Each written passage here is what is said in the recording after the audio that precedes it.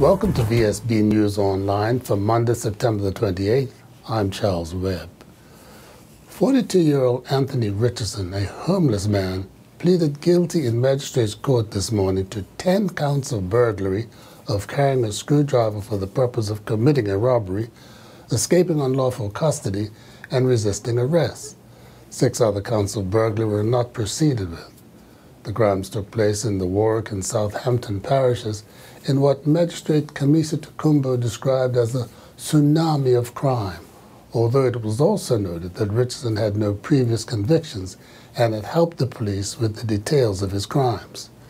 The Bermuda police, who says the man's arrest came after a targeted investigation, thanked the public for their assistance. The airport redevelopment plan fact sheets, which recently appeared in the daily newspaper, are part of a plan to enlighten the public on the facts surrounding the new airport. Finance Minister E.T. Bob Richards says it's important that the public know the facts, and his ministry plans to share them far and wide. We're going to continue to have some town hall meetings. One in St. George's, one in town, and one somewhere west of Hamilton, and to continue to inform the public about a very important project. I do a lot of traveling, and just up to last week, and now every time I'm through an airport now, I'm looking at it in a way that I never looked at it before. Before, I never looked at it at all. I just go to my gate. But now I'm looking around and seeing how other people do things. And,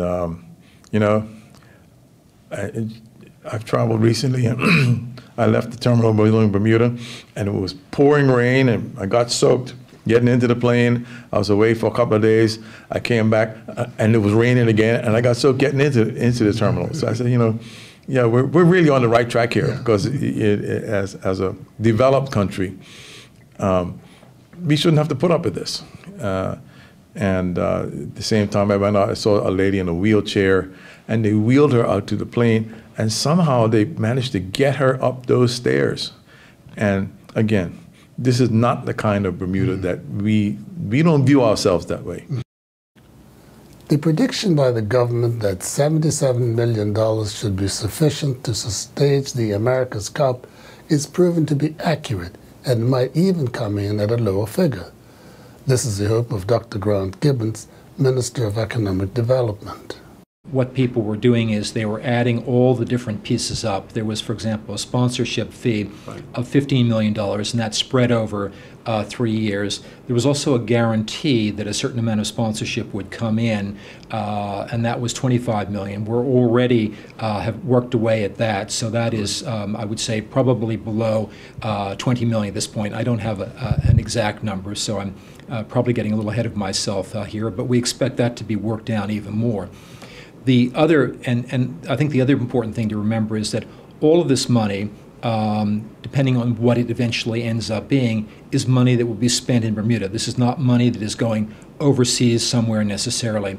So one of the things that we're responsible for as a host is making sure, and we've been putting this in terms of the who runs the football game and who makes sure the stadium is ready. We're responsible for making sure the stadium is ready. The America's Cup Event Authority actually run the event. So our job over the 3 years leading up to this is to make sure the stadium is ready, and that means getting in place things like floating docks up at South Basin, preparing the ground so that Oracle, for example, can build their team base. That's the money they're spending, but we have to make sure that they can have all the hookups for electricity and water and sewage and things of that sort, and they have a flat space. And all the other issues that go into making sure that we'll have an event village up there in 2017. And it includes transport and lots of logistics, preparing Front Street, for example, for the upcoming America's Cup World Series. Some of that cost is ours. So all these costs need to be factored in. I think we won't really have a very clear sense until we get closer to 2017 as to what the final cost would be. So the amount of money, which often gets touted as 77, and we're already below that, it was very much an estimate at that particular time. With the selection of the former Royal Bermuda Yacht Club Commodore Ralph Richardson as chairman of the America's Cup Open Water Operation Committee, the organizing authority has shown it knows where to find the ideal man for the job. The current chairman of the Water Safety Council is looking forward to ensuring a safe 2015 World Series here in October. Well, you know, I love sailing. I'm particularly interested in sailing, and I think the whole on-water scene is something that I love, and so being involved is quite a privilege, actually. We're told there's an army of volunteers behind you, so it's not just a one-man band. Oh no, this is, for the water operations, there's about 100 volunteers, which includes all of the marshals, mostly marshals that will be trying to keep people out of the way of the event, because that's pretty important. What do you want the public to really take seriously? The whole safety issue. These are boats that can travel up to 40 miles an hour and can cause quite a bit of damage. So we want to make sure that we segregate the public from the boats themselves. And that's critically important. It's the most important thing. To date, we've had nearly 500 boats have registered, and it's still a long way to go, so it could be over 1,000, could be even higher. In Portsmouth, they had 2,200 boats. I would like to see us beat that, because it makes a spectator event. Yeah. You've got a helicopter flying overboard, and you want to see a large number of spectator boats. I think that just it shows Bermuda at its best. Unfortunately, like most places, we have our cowboys, don't we? Yeah, but I think this particular event, it's going to be patrolled by the police. So we'll have the police and the military that will be helping the marshals with making sure that people don't make a mistake. I mean, someone may think they've got enough time to nip across the channel, especially to Rock Passage coming in. That could be a dangerous mistake. So it's up to our marshals to keep that from happening. So this is not just a point of just corralling people to put them in spots, but also to keep them safe. And avoid each other, not just the racing boats. That's right. With that many people, it can be utter confusion. And we have to mention that the area around the race is going to be 5 knots, no wake. That's critically important to the sailors as well. We've got boats racing out there at 40 miles an hour, and an unintended wake could cause problems. So we have to control that. So just slowing down the speed and having people we want people to be in a sort of festive mood as they enjoy it. And we'll be back with more news right after this. The Marketplace Food Court is you and your family's one-stop shop. Start your day at the Breakfast Bar with omelets made to order and traditional Bermuda codfish breakfast. The chefs will cook lunch and dinner to your liking. Along with the salad bar, sandwich bar, sushi bar, and fruit bar, the Marketplace Food Court is your kitchen away from home. Every day is hassle-free with nutritious meals from the Marketplace Food Court. Visit us 7 days a week. Homemade cooking, quality service, all at prices you can count on. The new director of the Bermuda Festival, David Skinner, has his hands full preparing for the 41st Annual Bermuda Festival of the Performing Arts. But he had time to talk to Brian Darby about the challenges of producing a festival that is financially as well as artistically viable. He also revealed that Matthew Golding and his partner of the Royal Ballet will be among this year's performers. You had a guy who has parents here who dances with the Royal Ballet, and there was hope that he might be here. Any luck to that? Yes, as a matter of fact, Matt Golding will be putting on a ballet gala. And I didn't mean to leave that out. I just hadn't kind of thinking about that. Yeah, and I'm rattling things off the top of my head. But that should be quite for fans of ballet. That should be quite an extraordinary performance. Now, with all this cost, are you going to have to raise the ticket prices? We are doing our best to keep the ticket prices as low as possible. We are not raising the ticket prices this year. Wow. In fact, some of them may even seem like they've come down. We're keeping the student ticket prices as low as possible. That just puts a lot of pressure on fundraising. So we will be doing our best to work with our sponsors and patrons, all of whom have been very loyal and supportive over the years. Quite amazing. But the fact is that ticket revenue does not pay for even 50% of the costs of running this festival. So we have to, look for that kind of support. And the volunteers who look after the artists. We could not do it without over the years, without the dedicated staff and the volunteers, it all comes together to make the festival work. Well, I wish you the best of luck. You're hiring a program director to add a little bit of oomph to you. Would that be a full-time job too? That, you know, it remains to be seen. We think it probably is the better part of a full-time job, if not a full-time job. It's peaks and valleys. There are parts of the year when it's more than a full-time job, and then there are parts of the year when hopefully you could take a bit of a breather and not have to be in the office all the time. But it is the kind of job that can expand to fill the time allowed. So Yes. things come up all the time. Has there been a good response? I think there has been a good response. I'm in the process of looking at CVs now. I'm actually hiring for two positions. One which is more the managerial admin position, and one is the program director position. And hopefully before long we'll have both filled, and we'll have a fully operating team again. Great debt of gratitude to those who went before. Absolutely. I mean, the festival's been successful for 40 years, thankfully, because of the efforts and the contributions that people like Karen Pollard and Christine Barnes and people before them put in. But principally those two for the last 15 to 20 years between them, I guess. And forgive me for if I got those times wrong, but it's close to that, if not longer. But yes, when you have people who put in that much time and effort and contribute that much to the success of it, they've clearly got a lot of things right. Otherwise, we wouldn't be where we are today. So part of my job is to try and uphold and maintain the standards that they set, and to keep the festival moving forward. Traffic was diverted from Middle Road, Warwick, for considerable time on Sunday night, when a trailer truck carrying a large pleasure craft was involved in an accident with a private car. No one appears to have been injured, but the road was completely blocked east of the junction with Burnt House Hill, and traffic was diverted through Tamarind Vale for several hours. Police are investigating the accident.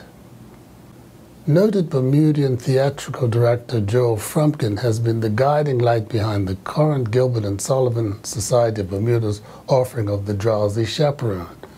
Since he's a director who never settles for anything but the best, local fans of the society are in for a treat. I'm thrilled to be directing it. It's the first time I've been back on the island in 22 years directing a local cast. The last time I was here was working with GNS or working as a director locally was doing a little night music, and since then the past few productions I've brought in have been a full professional cast from that we've done for the festival, that my company's done for the festival, and so to get a chance to come back has been amazing, and it's a great show to work on, and I get to work with Barbara Frith as my choreographer, who is the woman who taught me to tap dance when I was 13. So it's an amazing homecoming, and it's a beautiful little show. It's hilarious. My theory about why people don't know it is I believe that it really is an audience experience. It's not something that translates to a cast album. It really is. It's practically a one-man comedy that has a musical shoehorned into it, a gigantic musical shoehorned into it. And it's all about the relationship that takes place with the audience. And that's a very special thing that I've never encountered in the theater with any other show.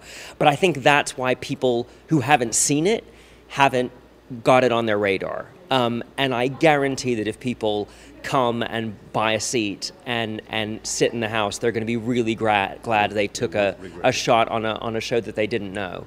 And the interesting thing is, hearing just the music today, I didn't know any of it, and yet it was wonderful music.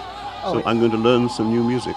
Yeah, it's incredibly tuneful. The very tricky thing about them writing this score is the idea is the man he's called the man in the chair, who is the person that takes us on this journey and plays the record for the audience. The idea is that it's this forgotten musical nobody knows about.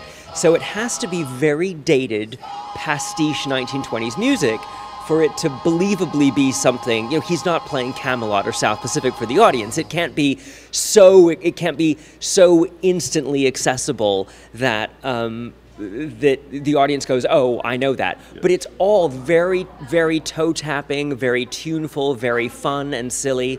And another reason why it really appealed to me doing it with a Bermudian cast was it's all based in vaudeville. The whole show is based on broad vaudeville characters from the 1920s, which is basically the first cousin of Panto. And speaking of treats, we now turn to Earl Baisden with the latest from the sports desk. Flora Duffy is crowned the 2015 Sarah Dana ITU Cross Triathlon World Elite Female Champion. She was crowned on Saturday. Duffy led from start to finish, putting more than 3 minutes between her and the second-place finisher, Barbara Rivas from Chile, who battled with her during the Pan American Games triathlon. Duffy was clocked across the line in a time of 2:25.56. Rivas clocked 2:29.46, and Brigitta Poor from Hungary rounded out the podium with a time of 2:38.10. Dominique Mayo did not finish the Under-23 UCI Road World Racing Championships in Richmond, Virginia.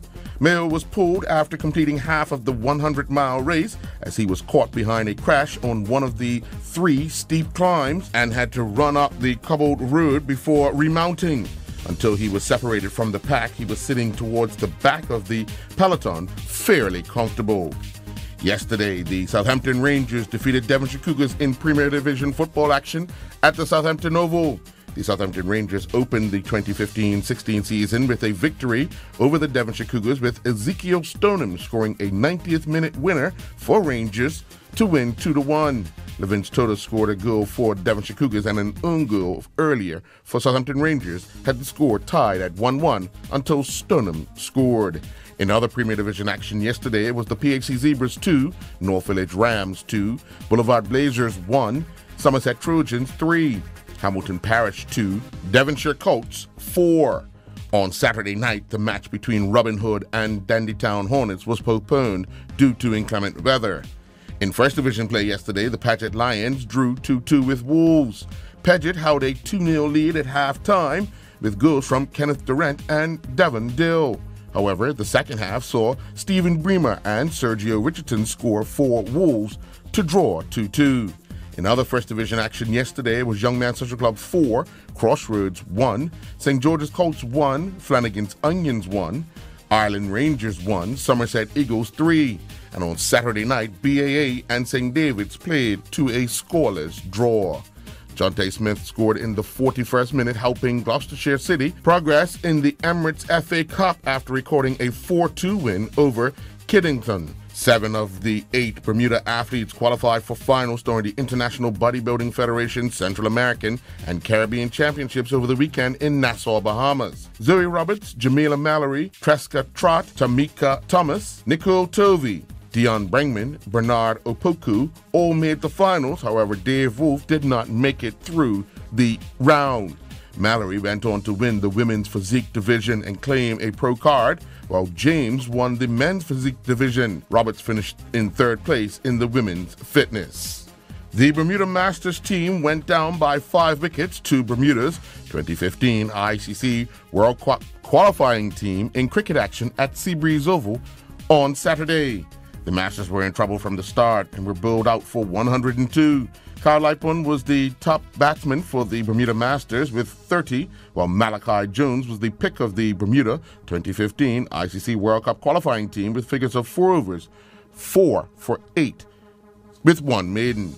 In reply, Wendell White scored 43 not out to help the 2005 ICC World Cup qualifying team to score 103 for 5. Sammy Robinson led the Masters team in the bowling attack with 5 overs, 1 maiden, 2 for 20. The first week of the CSI 2 Valeroma Championship Horse Jumping Tour concluded in Portugal, with Gillian Teixeira competing in 2 classes and the Grand Prix. Teixeira, competing in the 1.30 meter Table A against the clock class, riding Duke of Somerset finished 57th with a time of 97.62, and they had 13 penalty fault points. Teixeira in the Grand Prix 1.25 meter Table A against the clock class with a jump off, Teixeira and Tamarino finished 28th. The pair recorded a time of 72.54 to go with the 8 penalty fault points. The 2015 harness pony racing season got underway at the National Equestrian Center on Vesey Street on Saturday evening. In the opening race of the season, competing in the 106-1 to 107-1 time bar class, Casey Truen in the bike of Inward's Generation and Dylan De Silva in the bike of Rio Ladylike both recorded a time of 109 flat. Ryan Manders in the bike of A Touch of Red and Lucas Bridges in the bike of Colonel's Maestro clocked 109 and 1. In the 114 and 4 and slower time bar class, Inwood's Progress with Christian Truin in the bike clocked 120 and 3. Rio Patrol with Andrea Westerfield in the bike clocked 121 flat. Philip Correa in the bike of Double Time clocked 121 and 1, and MC Always and Ferrara with Casey Truin in the bike clocked 132 and 4. Courthouse was crowned the 2015 Bermuda Blue Team champions after they won the tournament at the Bermuda Squash Rackets Association Club on Saturday night. Courthouse edged Tight Like My Shorts 5-4 in the final. Kristen Johnson defeated Anthony Fellows 2-11, 11-7, 11-6. Stephen Drake lost to Spencer Moss 11-6, 9-11, 8-11. Matt Davies defeated Phil Barnes 11-10, 11-9, 8-11.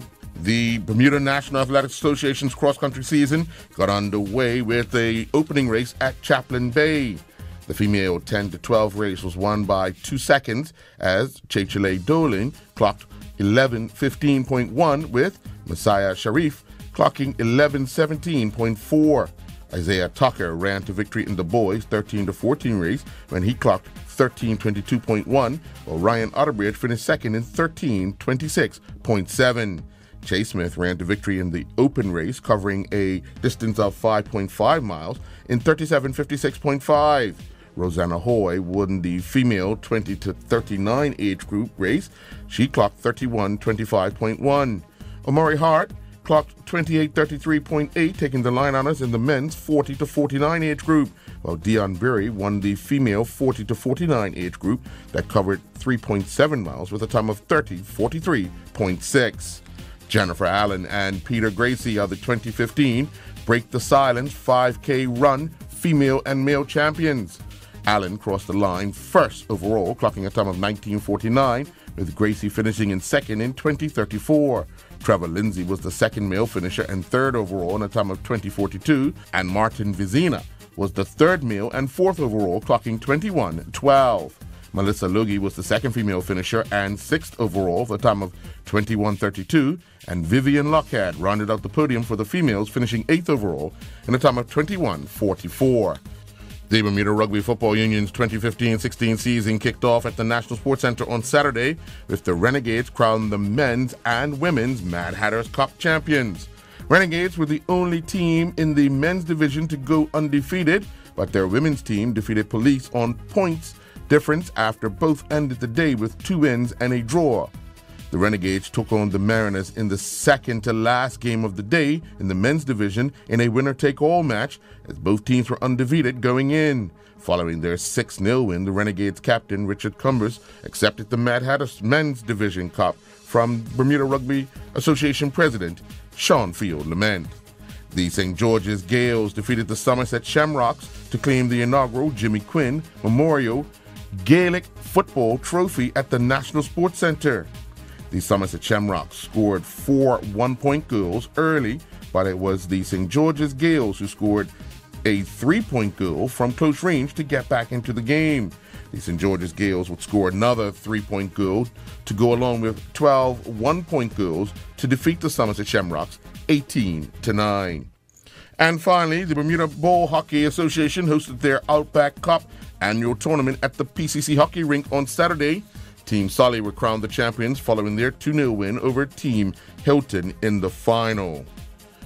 I'm Earl Basden reporting for VSB Sports. Looking at the weather for Tuesday, September the 29th, there will be sunny breaks with a few showers and a chance of thunder.